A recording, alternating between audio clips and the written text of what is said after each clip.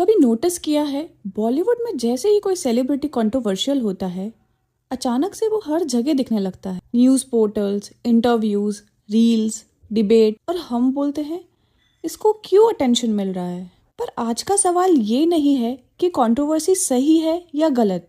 आज का सवाल है, क्या बॉलीवुड कंट्रोवर्सी को करियर बूस्ट के लिए यूज करता है। सच ये है कि कंट्रोवर्सी का पावर बॉलीवुड से ज्यादा ऑडियंस के रिएक्शन में होता है। जो चीज हमें गुस्सा दिलाती है उसी पे हम रुकते हैं, उसी पे कमेंट करते हैं और उसी को वायरल बनाते हैं। एल्गोरिदम के लिए लाइक भी एंगेजमेंट, हेट भी एंगेजमेंट। बॉलीवुड ने ये समझ लिया है, साइलेंस से रेलेवेंस नहीं मिलती। जब कोई एक्टर थोड़ा फेड होने लगता है या जब पब्लिक उसे इग्नोर करने लगती है तो अक्सर एक मोमेंट आता है जो सबको जगा देता है।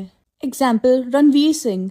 रणवीर सिंह का न्यूड फोटोशूट याद है? किसी ने बोला आर्टिस्टिक, किसी ने बोला अननेसेसरी, पर एक चीज कॉमन थी, सब बात कर रहे थे। इंटरनेशनल मीडिया कवरेज मिला, फैशन डिस्कशन शुरू हुआ और रणवीर का बोल्ड फियरलेस इमेज और स्ट्रांग हो गया। कंट्रोवर्सी चली गई, परसेप्शन रह गया। शॉक टेम्पररी था, ब्रांडिंग परमानेंट। यहाँ एक इम्पॉर्टेंट डिफरेंस है अनकंट्रोल्ड कंट्रोवर्सी और कंट्रोल्ड कंट्रोवर्सी में। Uncontrolled controversy is equals to personal attacks, legal troubles, repeated negativity. And controlled controversy is equal to fashion debates, opinion-based statements, misunderstood moments.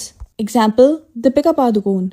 Deepika के case में देखो, जब भी कोई स्टेटमेंट या अपीयरेंस डिबेट क्रिएट करता है, नेक्स्ट स्टेप ऑलमोस्ट प्रिडिक्टेबल होता है।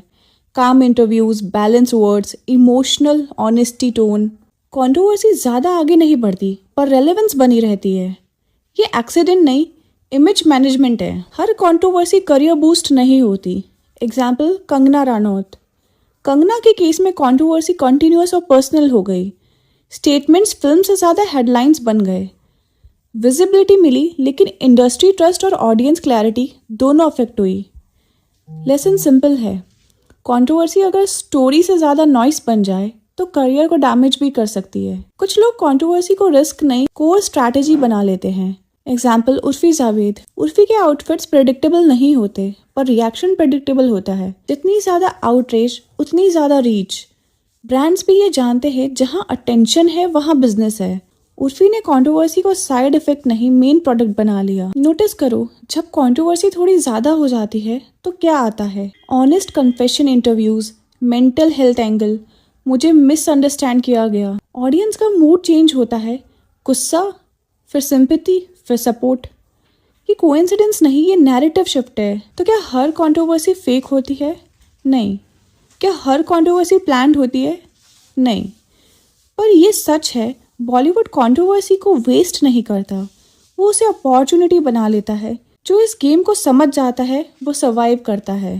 जो सिर्फ टैलेंट पर डिपेंड करता है कभी कभी इनविजिबल रह जाता है। अगली बार आप जब किसी सेलिब्रिटी कंट्रोवर्सी पे रिएक्ट करें तो सिर्फ ये मत पूछना गलत या सही, ये भी सोचना इससे फ़ायदा किसका हो रहा है।